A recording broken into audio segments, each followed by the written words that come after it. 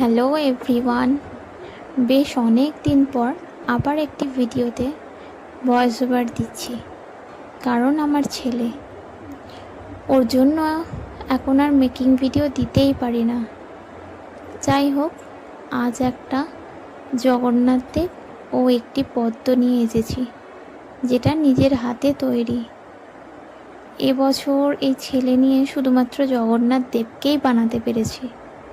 Next year Balaram ও সুভদ্রা ও আমার ছেলের রথটাকে পুরোটা সাজানোর চেষ্টা করব। এই সামান্য প্রচেষ্টা আমার কেমন হয়েছে অবশ্যই জানাবেন। ভালো লাগলে একবার জয় জগন্নাথ লিখে যাবেন। জয় জগন্নাথ।